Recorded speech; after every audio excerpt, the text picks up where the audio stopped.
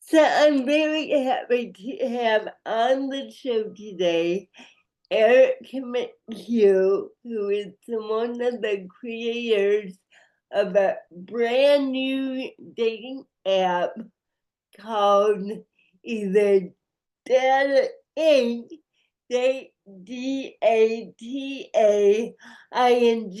or as Eric likes to say, dating. And he's here to talk to us about the app and how it may appeal for people with disabilities. So, welcome to the show, Eric. And I would love you to just introduce yourself and how you came to develop the dating app. Sure. And hi, Kathy. Thank you so much for having me on. I'm really grateful to be here. It's nice to meet everyone. My name is Eric. I'm 31 years old. I'm blessed to be living in beautiful Los Angeles. My main hobbies are chess, Muay Thai, reading, meditation, and I like to get as much sun as possible. Regarding the dating app, I was on a crypto, so I run multiple companies, so I was on a crypto podcast tour a couple years back just to drum up attention around that project. I kept in touch with one of the hosts of a crypto podcast via social media, and he's one of the co-founders of Dating too. So like after a while, he reached out. He's like, what do you think of this idea? I'm like, oh, it's a really good idea. Let's do it. And then we've been building dating ever since. Okay. Now, I need to ask for my own knowledge because I don't know what is the crypto podcast. So crypto, the company at the time was ShopX, and that was a way for e-commerce brands to launch a crypto product with e-commerce benefits. So you could have bought, let's just say you like Lululemon or that brand, they would have launched a Lululemon Pass with programmable benefits. Like you could have gotten free Lululemon product, discounted product, access to in real life events. And that's all programmed into the cryptocurrency pass that was created. I see. Okay, got it. Yeah. Got it. Okay. So, and then, sorry, the name of your co-creator, I forget who you said. Yeah, so his name is Mark, and the other founder is the technical founder's name is Leo. Okay. So, meeting Mark and Leo led to the creation of dating. And as you know, there are, it feels like a trillion dating apps out there. Yes. So, what makes dating different? Yeah, so what makes dating different is I would say the intention behind the app. So what dating does is it auto generates profiles and matches based on a user's digital footprint. So if you were to create an account, you'd link your social media accounts, your photos, all that good stuff. And then on the back end, tags would be created based on that. And then you get matches based on those tags. So for example, you could be into cycling, you get a cycling tag. You could be into reading, get a reading tag. And then based on those tags and how they match with other people's tags, your matches will get created. And the cool thing is let's say the separation, this is where I would say we're the biggest difference from other dating apps is most dating apps rely on churn marketing. So if you think about it, let's say Tinder, they were to match a happy couple. What does that happy couple do? They leave the dating app. Yeah. Or they should. This results in Tinder losing a paying customer every time they match a happy couple. So they're incentivized to create a system where people download the app, delete the app, download the app, delete the app. So that's their incentive structure. Whereas dating, after we create a match, it can act as a relationship butler. So for example, we could, and you can match with friends and family members too. So for example, this podcast is about those with special abilities. I like to call it abilities because that's a better way to say it. But like, let's say hypothetically, we were to match on the app, we can match as friends with your ability, like to be honest, it's like it may be something new for me to deal with. Like have yet to deal like in an intimate situation with someone like that, I Mm. could ask Cupid, hey Cupid, I'm meeting this person. She has this ability. What would you recommend we do based on our digital footprints? And then it could recommend an activity that both of us would like based on our social media presence. So I see you have books in the background. It could recommend us to go to a specific book club in your area because it's making decisions based on you. It's making decisions based on me. And I've seen people use the app as a counseling method too. So like they're having relationship issues. It's like they would describe the relationship issue and then it will give good advice. So it can help augment any type of relationship this way. And the reason it does this so well is it's a personalized layer on top of ChatGPT. So a lot of people have been asking ChatGPT about advice about relationships. But what's really happening is because ChatGPT learns about that person, it's just giving them advice based on that person. So if you were to ask, like I would just send you a text, you'd take a picture, you'd ask ChatGPT, what does this mean? It answers that in the lens because it's talking to you as you, Kathy. So it's on the Kathy lens. But if we're in dating, you ask a question about us, it takes the Kathy lens and it takes the Eric lens and it combines those in the responses. Because relationships, like they're two people. Like you need to incorporate the opinions and thoughts of both people. That's what separates dating. Yeah, yeah. Now, did you say earlier that you used the word Cupid? Is Yes. that part of the app? Yeah, so the company and the app is called Dating, DATAING.io. But Cupid is our AI avatar. So she's a cute little baby. You chat with Cupid to get your matches. You can ask Cupid about your matches. So like, for example, like let's say you were on the app, you would tell what you're looking for. It would know what you're looking for based on the tags, and you see a bunch of people. And let's say I come up in your Cupid chat.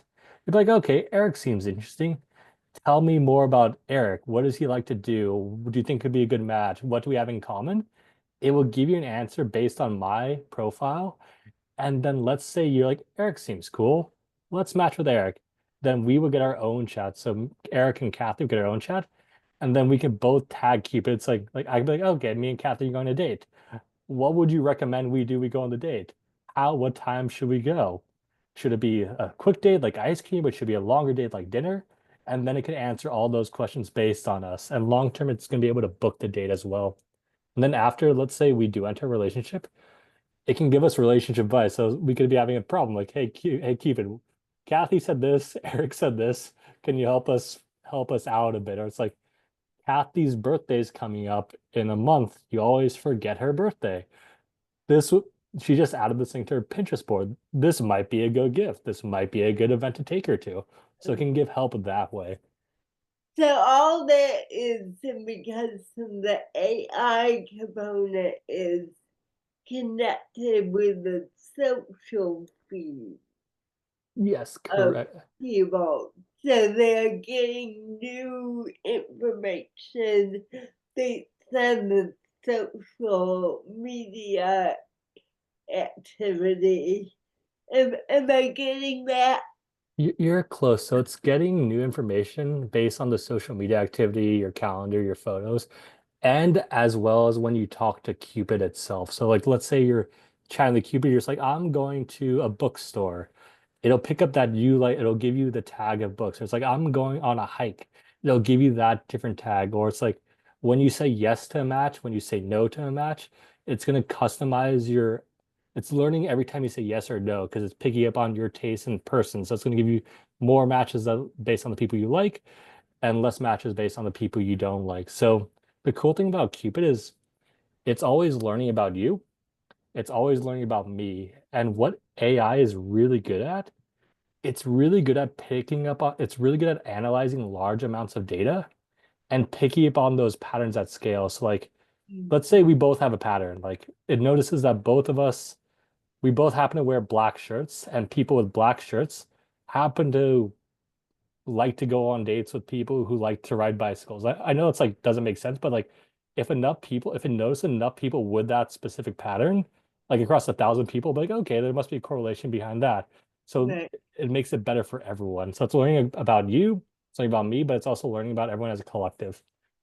Okay. Okay. That is really cool and kind of scary too. Yeah. How it can pick up on that.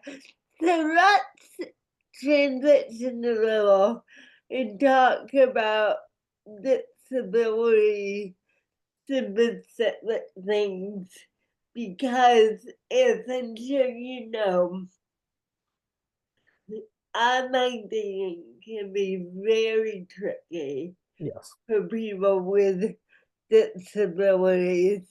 And since your app tends to base some more on personality traits rather than photos, how could this be more of a benefit to people with disabilities who can often be judged from photos?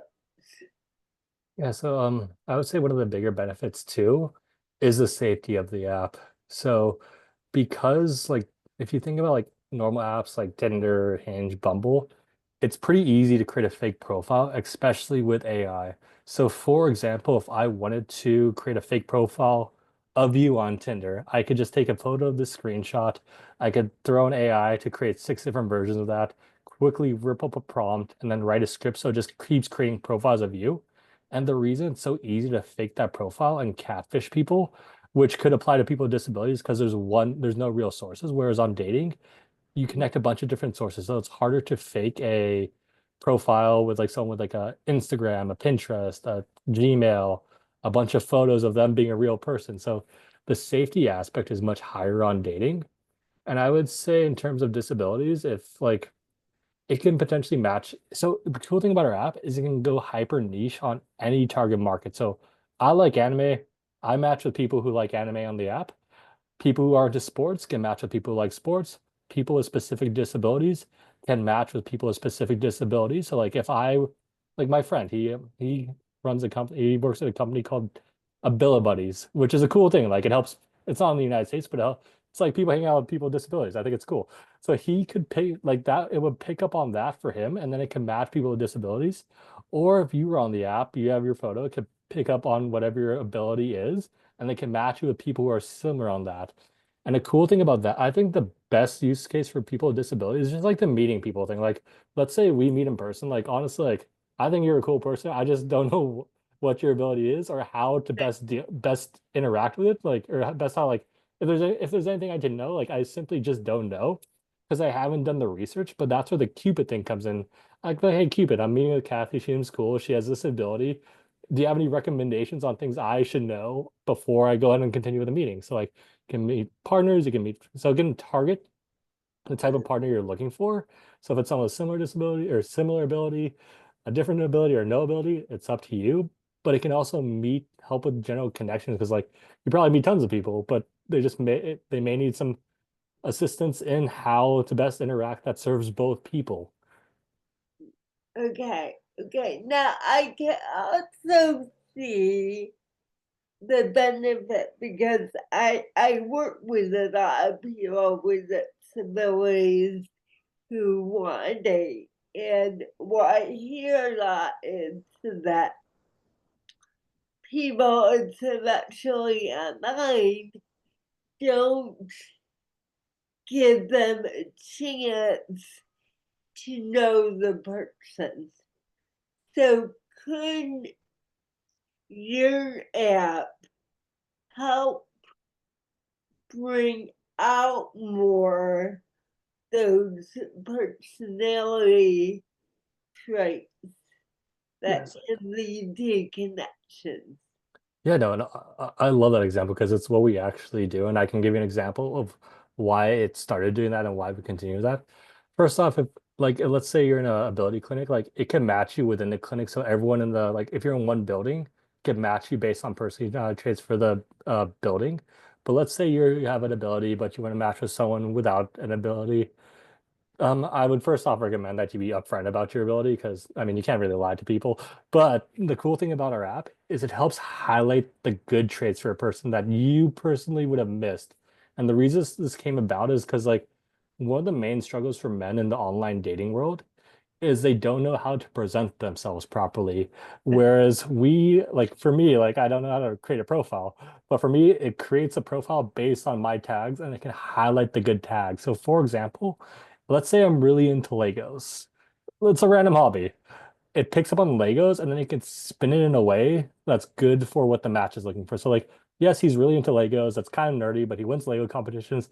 That shows he's very structured, he's very ordered, and he can help build a family based around order, which goes well with your personality, which is based on like a more chaos one.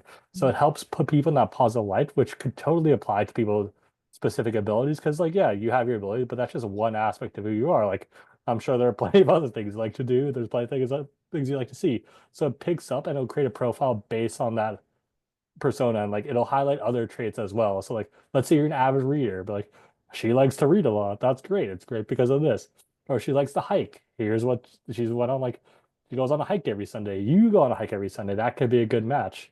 So yeah, I could definitely because again, like it's the multifaceted approach. Like I have brown hair, some of the ability may have an ability. That's just one part of the who makes them whole. There are plenty of other things that make me whole. There are plenty of other things with the people with abilities that make them whole as well. So it can pick up on the other traits as well.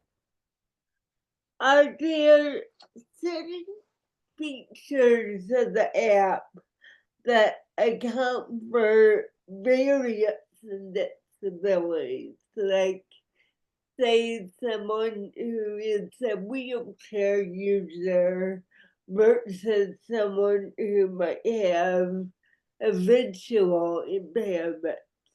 Yeah. The app account for the differences within disability.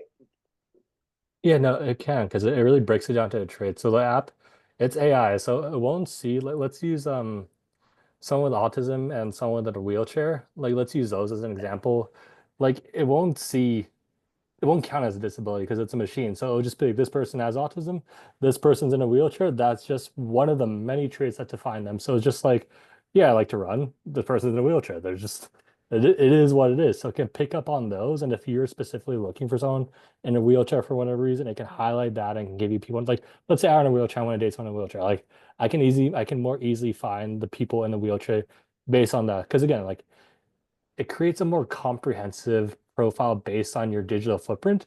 And being in a wheelchair, that is part of the digital footprint, but that's not everything as well. But it is a part of it. So it mentions it, but it doesn't, it won't like it won't be like that's the only thing. And that's the issue with dating apps in general is like Tinder, for example, it's just really superficial based. Like if you know, like Tinder, it's like swipe left. Are they good looking? Yes or no. Swipe left, swipe right, and you don't even dive into the person. Whereas with our app, it brings up the other traits too. Like, yeah, this person may not be the best looking, but there are other cool things about them. And then with the AI aspect, you're encouraged to dive more into the person because you can ask about the person. It's like, oh, Kathy seems cool. She may have ability, but like, what else does she like to do? Oh, she likes to read. Oh, what's she probably reading right now? Oh, she's probably reading this. Oh, can you create a story? Like, let's say you're reading Lord of the Rings, but can you create a story based on Eric and Kathy and Lord of the Rings? You can spin up a story and then you can have fun with it that way. It's like we both like Lord of the Rings. Where should you go on? Where should you meet up? Well, this coffee place has a great book selection and is cool. It's quiet. It's chill. That could be a good thing. Because again, pulling from and that's where the multiple sources come into play. Whereas like it's drawing data from like different sources because like a person's Instagram is different than their Pinterest, which is different than their YouTube, which is different from their calendar. So you pull from multiple sources with the chat that it's having with Cupid. So the more you chat with Cupid, the more it learns. It creates that constantly optimizing effect. Like you could be really into Lord of the Rings one day, then hate it the next day for whatever reason. You tell Cupid it'll adjust and find matches based on that. Because people are always evolving, their traits are always evolving. Yeah. Now, I have a tricky question for you. Some people with disabilities and sometimes they could have a invisible disability, and they might not want to disclose right away their disability on the dating app. However, the information that the AI gathers from they include their disability. It's their way a user can filter that out. Yeah, so the AI is because there's a bunch of like I said, it creates tags on the back end. There's a bunch of tags that people may not want to be totally highlighted on the app. It can function as so like it may not even say it, but I would recommend that the person bring it up with the person in the interest of honesty's sake. But yeah, no, there are certain tags that people may not want shown on the profile creation, and it has the ability to hide that. So you as a message user can talk to Cupid. That's so the cool thing about profiles is they dynamically update. So you'll see your profile, and how do I change my profile? You just talk to Cupid and it edits it for you. So if you want something like it shouldn't put that up in front anyways, because like for example, some people have different sexual preferences. It doesn't show that even though it has a tag for that. But if it were to show that, they would just talk to Cupid and they would just dynamically update the profile based on that. So you the AI begins to that is at the discretion of the user, and the user can think of it in terms of enhancing their connections to their profiles rather than something that they have to share. Yeah, no, so it's a way for people to enhance them and enhance cool things about them. And the way a user would enhance the profile is they would just talk to them more. And like for example, if I'm trying to show that I'm getting really into fitness, I may ask questions like, oh, I'm going to the gym. What workout would you do? And then it knows I go to the gym in the morning. The next time I log in, it's like, Eric, are you at the gym? What are you working out? It's like, oh, I'm doing shoulders this day. And then it can give me advice on that. And then it's creating a stronger correlation between me and fitness. And then it's going to start matching me people more in the fitness side. So the way to do that is really just talk to Cupid, tell what you're into, like, and be authentic too. Because if I'm lying about going to the gym and I'm not at the gym, the potential partner will pick up on that, and that's a bad way to make a match, and then you get flagged. But like, yeah, let's say you're a big reader. It's like I just finished this book. I really liked it. Here's what I didn't like about it. Here's what I liked about it. And then it can give you a suggestion based on your interest and your feedback on that book, and it'll just further enhance the fact that you read. Okay. Okay. So continuing along the lines of disclosure and having more sensitive conversations with matches, how can the AI piece of that help with those conversations? So I would say, and I'll use a live example too, where it's not exactly the situation, but it's closely related, where you can just ask the AI, and again, be honest. It's like if you don't know how to have this conversation, you can ask it like you can ask the AI, and they'll give you an answer based on both people. So for example, one of my matches, they were messing around with like, how would I introduce a different couple into this relationship to make it a polyamorous relationship? And it gave good answers based on, it's not like we were trying to do that, we were just testing it out, but it gave good answers based on that question.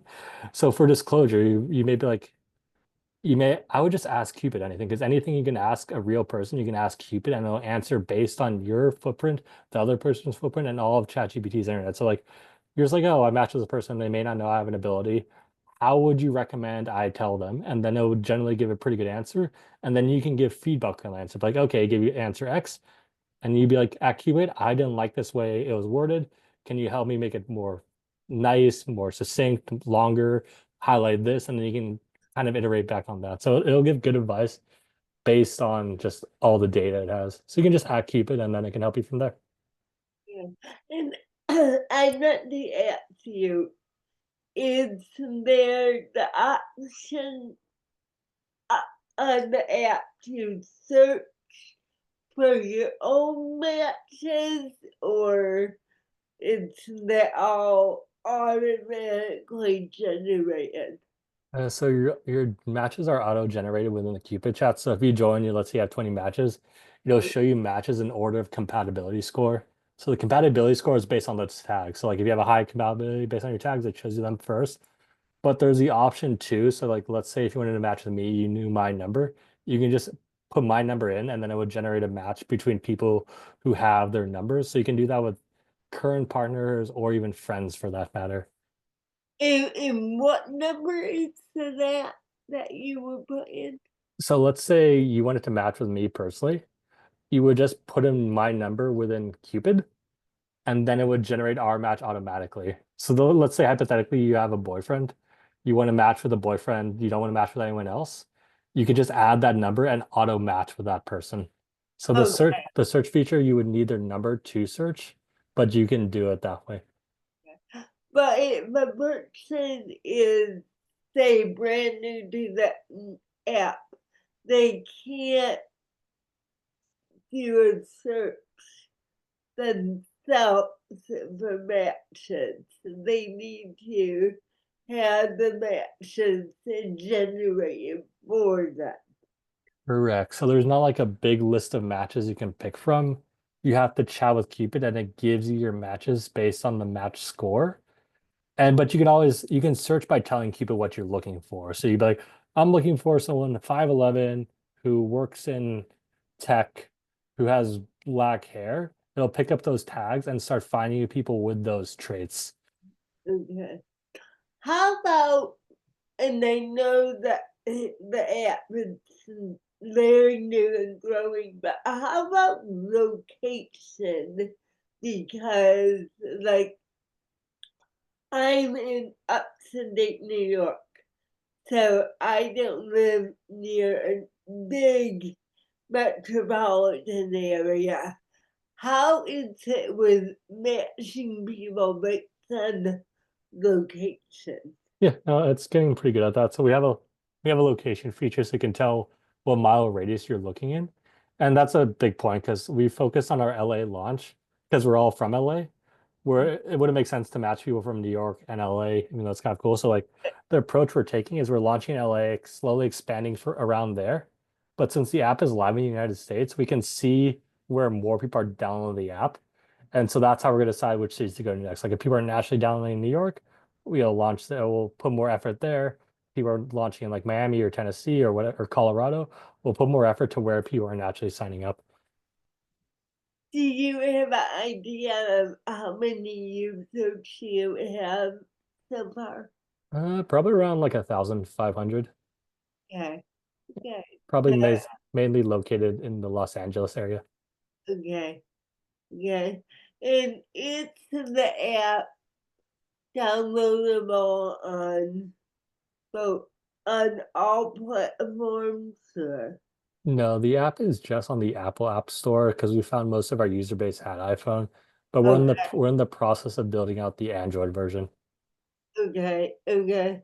And I know for many people with disabilities, oftentimes mobile versions are not very accessible. Are there any plans for a desktop version? So it's not the highest priority right now, but when we had the waitlist version, so we launched a waitlist before the app was live in the App Store. That was mainly for desktop. So once we get more traction, we can spin it in.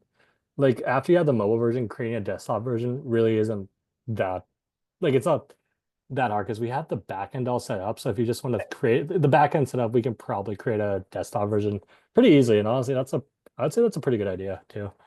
Yeah, yeah, I just know sometimes for people with disabilities, navigating a Yeah. little phone can be hard. So, so Eric, looking ahead, and again, I know the app is very new, but um, any ideas of how to attract more users with disabilities wanting to meet people and connect. Honestly, podcasts like this is probably the best way to do it because our app is very cool in the sense you can go to a specific. We found that the best way our app spreads is word of mouth and people talking about it. So whatever the community may be, if they're talking about it and get their friends to download it, that's had great success, and that's because of the friend feature. So we can run, like, if we find it, we can easily run targeted ads or just do speaking events centered around people with abilities. And that'd be a great way to do that.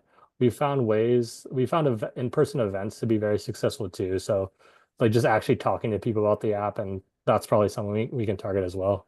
Right. But it really is just people sharing the app, telling people like, hey, match with, you're my friend. We're not trying to date, but add me, and then you can play around with the AI. It's been spreading pretty well that way. Right. Well, it sounds like a real cool app for people who are trying to navigate the dating scene. As we wrap up the interview, what would you tell people about your app that sets it apart and why they should use your app versus the thousands out there? Yeah, so the reason I would say using our app is it's the most personalized AI chat assistant. So it knows the most about you and it knows the most about who you're talking with. And that's really important because, again, conversations, relationships, they're a two-person thing where it's not just based on what you want. And the second thing that separates us is after the match is made, we're incentivized to create good matches because then we can act as a relationship butler after and still support the couple after the match is made. So we don't lose a paying customer every time we make a match. We actually gain a lifelong customer. So we're incentivized to create better matches that way. And at what point, like, I would think, okay, AI is wonderful. I use it every day. But at what point do we balance that with still maintaining our own creativity, our communication skills? So can you speak to that? Like, yes, the app is so helpful with AI and providing guidance, but isn't there also a component that maybe empowers people with their own communication skills? Yeah, no, of course. And I view the app as a, so I'm a big person meeting people in person because you can pick up on their vibe, their energy that way. Reason, I mean, and this depends person by people. So some people may just prefer to keep completely online and just interact with the app way. But the way I see most people using the app is the way to get people in person and meet up. And then that's where the real communication starts. And it does that by creating matches based on your tags. So like, let's say we're to match, we're likely to get along. We're not sure if we will, but the only way to do that is to actually meet in person and find out. Right. And it's just a fun place for us to both meet in person too, because the whole point is to meet I think it's really just to meet in person, and it's good at suggesting that. And then once you're in person, you're talking in person. You're not really using the AI anymore. So So it's like using AI as a bridge to that more real connection. it's finding the connections that you wouldn't have found without the AI. But once the connection is found, it's up to the people to either expand on the connection or cut it off. Because again, that's a people skill. Like you connect with someone, you have to either put effort in it or you don't. Right, right, exactly. Yeah, but like it'll find you what you wouldn't have found before. Right, right, right, right. Well, Eric, I think it's really fascinating what you and your co-creators have developed in using AI to really enhance connecting with the right people because from the work I do, that is such a big challenge today is connecting with the right people. So it sounds like you have developed something that can really help with that. No, that's the point, because human connection, I think, is a really important factor for overall human happiness. And if the dating app can help even just a little bit, I think that's a good thing. Yeah, yeah. Eric, if someone wanted to check out the app, what would be the best way for them to do that? Yeah, just search the app in the App Store, DATAING, it should come up. Okay, great. Thank you so much. It's been a pleasure learning about your app and how the AI piece can help people. So thank you so much for Yeah, sharing with us. thank you so much for having me. I really had a blast talking to you. Okay, great. Okay, I'm gonna end the recording.